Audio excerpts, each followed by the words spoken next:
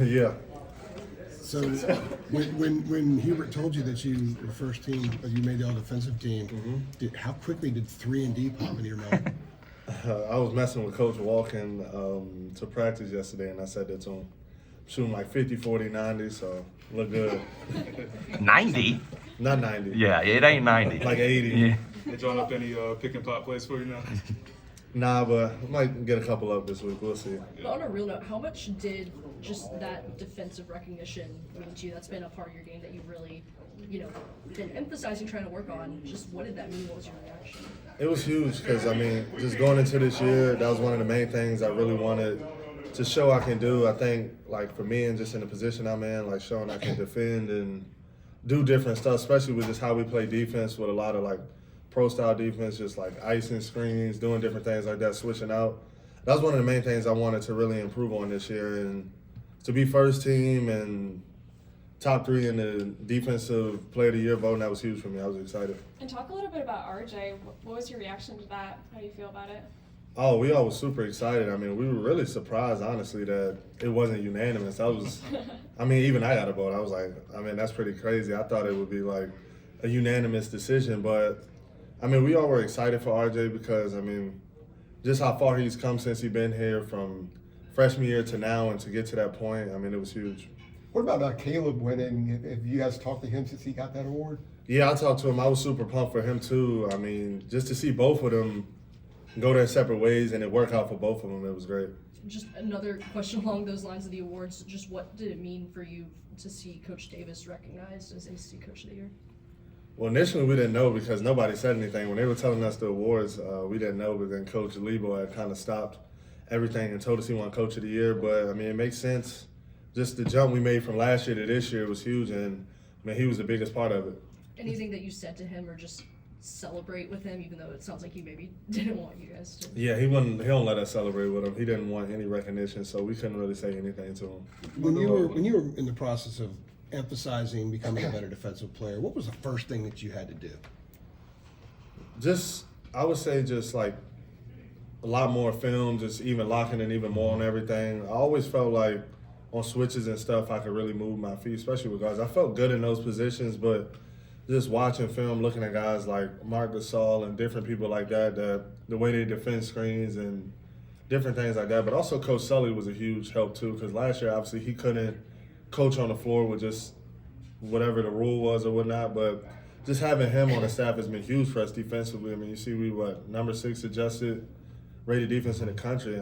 Just everything he's done for us this year has been amazing on the defensive end. Armando, it does always seem like you know the opposing scout really well. Like you might be like bluffing a little bit sometimes with the jokes, but like it always seems like have you started studying other teams more than you did in the past, maybe? For sure, but time too has helped me because I know how teams play now, and it being my 5th year, I got that advantage of playing against teams so many times now. I really understand it, but just getting older and understanding basketball at a higher level now just allowed me to be able to just defend different guys and know what they like to do and things of that nature. Armando, I guess either over the offseason or even during the season, were there any, defensive drills you were doing differently to kind of, I guess get the, mental rips down of positioning and anything like that? For sure. This year we've done, defense is one of our main focuses more this year, and a lot of one-on-one drills and Big May and Coach Sully giving me different pointers and things. And I think just overall as a team, just the trust level, that's been huge for us this year because I feel like in years past, specifically last year, in screens, guys were kind of scared to sell out in a sense, help their teammate because we wasn't sure if our teammate would help us. But just having that trust level of me knowing me being high on the screen and being able to affect it, knowing Harry will be there to help tag my man, that's played a huge role in everything this season. I think that's really the underrated part of just the team because you look at the numbers, RJ having big games, me having big games, Cormac, everybody having big games, but really it just boils down to us playing as a team. That's been like the biggest part of us this whole year. Armando, you said that Coach Davis doesn't really let you guys celebrate him. If he did, what would you say to him or what would you guys do? Really just talking about how proud we are of him. He took a lot of heat last year just with everything, and to come bounce back and confidence never waver, and coach the same and stick to the same thing that we've been doing. It's been huge, and it shows like once coach get guys that he all recruited and it's his team and we play the way that he wants to play, it's great results happen. Armando, how much or how important is it for you guys to win this tournament? You specifically, somebody that as decorated as you are, haven't been able to do that.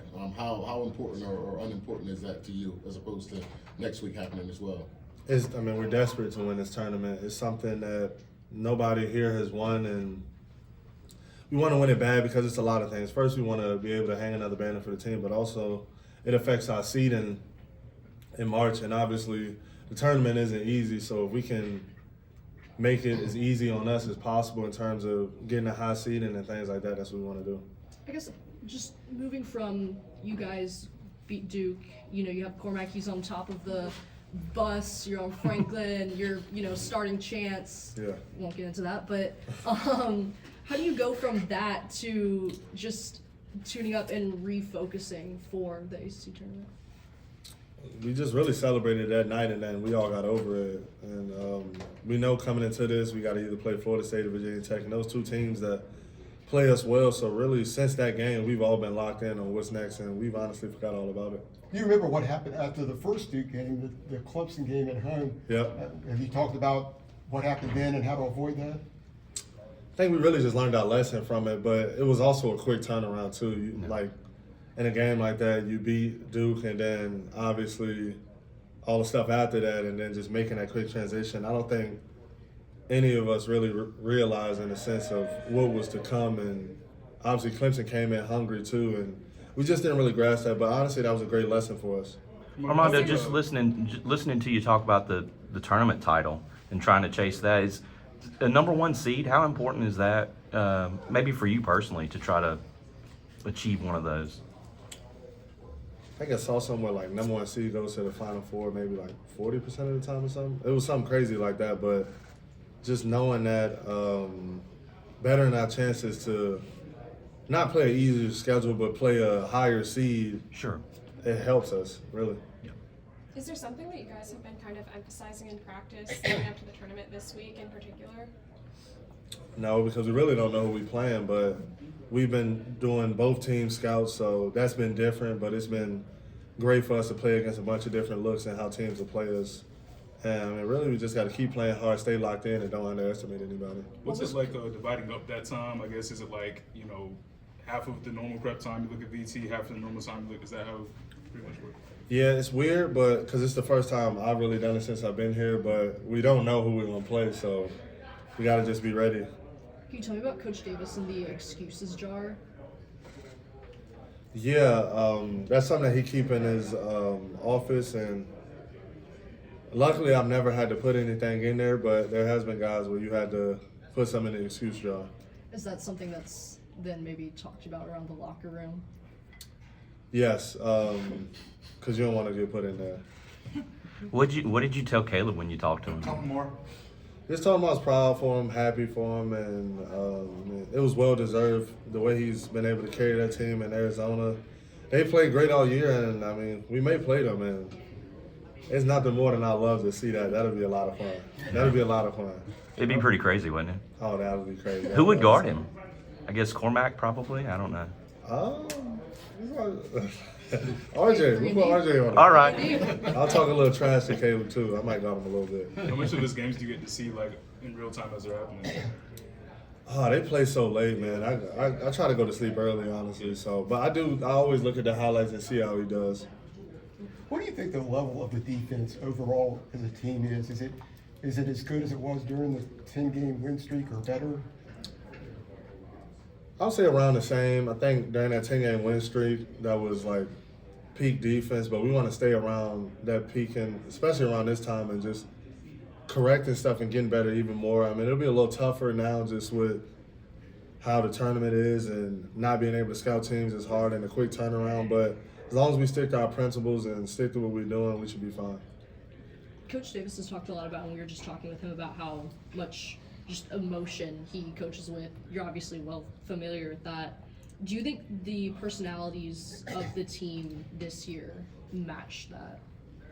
100%. We got a bunch of guys that care, and everybody want to play hard. And I think that's one of the greatest things about being a part of this team, because we got guys that's going out there competing every day. Like every day in practice, we're always getting into it. And I mean, it's the best, and it's a lot of fun, and it's just so competitive. When did you see that shift, if at all, if at any point? Really since day one. I think just our runs in the summer were different than usual. We were always physical, getting into arguments, and everybody wanted to win. And I mean, credit to the new guys that came in, but also me and RJ too came in with a different mindset this year. What was Coach Davis's thought of the day for practice day, if it was one? Oh, I might get in trouble. Let me look at it. Excuse jar time.